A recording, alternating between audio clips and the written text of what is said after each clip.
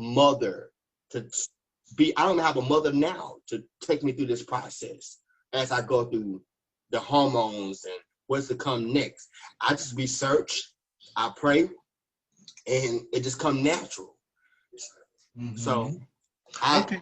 Now, you just another thing is I really like the fact that you're honest about all of this. And I'm generally I'm that way, but you know, sometimes when you're in the media, you have to tiptoe around a little bit. I try not to, but let's go back to the church. Now, you know, everything is always good with the church when you're contributing, when you're donating, when you're mowing the yards, when you're making the food for the after the congregation. You're singing in the choir. For the appreciation. You're doing all these things. And at the end of the day, they chastise you because they feel like marriage or the sanctimony of marriage should be kept in place because that's what they come from. And when you look at the example of the American churches, look how oppressed Black people have been for decades. If it wasn't for just the faith in God, they would not have the little bit that even they have today. Now, you being a trans woman, how do you feel about Black people?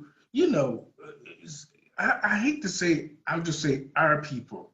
They treat us and interact with us. Even in the face of God, there's still that negativity and that burn. That burn of, you can see it in the face, they don't like you. And whether you're working so hard for the church, they're working harder to change you. Now, you know, the reason I'm so glad we're talking about the church thing, because I grew up in the church and my parents lived at the church 24 hours a day. If you know what I mean. Monday, Wednesday, Saturdays, and Sundays, all day, every day. Now, you, as a trans woman, what do you think needs to happen now with the trans community? Because you know the girls ain't got no work. We know they ain't got no work, and we know the first thing they usually turn to. And there's nothing wrong with, you know, I've always said this here. I always thought they should decriminalize prostitution, not because it's just women have been doing that forever and making money. I think when you decriminalize something and you help the people that are in a marginalized situation, you'll come out a lot better than putting them in prison.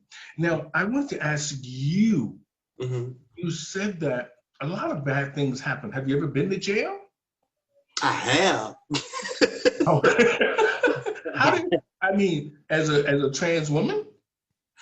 Or as you? I mean, you say because it's natural. So I won't identify you as a trans. I'll just say as yourself. Have you been there? I have. Yeah, so, just last year. Okay. How did all that? I don't want to know why it happened. I just want to know, how did you cope with being in there? Because, you know, sometimes trans women can be very difficult. Yeah. Like I said, you know, when you are ready, if you want to bring me back on, because I got to be kind of, you know, cautious how I tread, because my story, or when I tell it in its full capacity, it would seem like something very fictional or something very, like I'm a crazy person. But I will say this much. For me, it was very traumatizing because I was not so much fighting with different guys that was inside of the jail. Because matter of fact, when they had put me in the block, girl, I had my nails still on, right? And at this point in time, I wasn't like, I still had some facial hair on there. I was like in the early stage of becoming that woman. And I went into jail and I heard them talking about this, and I set it off. I said, well, all y'all niggas can come and get it. And if y'all come up these stairs, y'all come and get it. And moved me out, honey. They moved me out. and put me on a personal cell. But I've been to jail a lot, and I've seen a lot inside of the jail system. But when it comes down, you said something about the sex workers. I've done that too when I didn't have no food. I get it. Now some of these girls do it because they just love to do it. They love the attention. They love the money. But there's some other girls that they don't have no choice but to. I gotta get this money, honey, so I can get this bus ticket, so I can go to New York City, honey, to get this job done because I need to be myself. Or then there's others that have been kicked out by their parents and they don't have no food to eat. I get it. That's why women like us that God has are getting ready to establish, we should take it upon ourselves to build funding for our community and do classes and teach our young sisters how to be lady. That's the thing. It's okay to be a trans. It's okay to do your Beyonce number and shake it and buck, honey, even do your whatever. That's good. But at the end of the day, if you want respect, honey, you got to look like respect. You got to act like respect. You know what I'm saying? You can't open your leg up to everybody. And you got to be careful because you got those guys that love to look at you, love to embrace you, love to have sex, love for you to suck their nana, honey. And at the end of the day, honey, when they get through and they come to reality, they want to take your life. Because now they're looking at them. And they're afraid to be them. So now I'll kill you. Yeah. You know, I was talking, I'm glad you said all that I was expecting, and I'm grateful for that because it just made sense. And you know, I was gonna tap a little bit onto the trans murders. Now, because for me, I was talking to Desiree de Mornay. I don't know if you know her, but I was talking to her, and she explained to me, because I kept asking her, why are these girls keep getting murdered? The trans women, and mainly the black ones.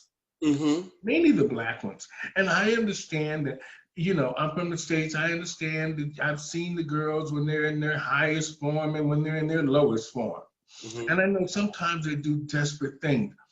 But for me, it doesn't make any sense, Mimi, for a man to come into your home, take your life just because you had sex with him.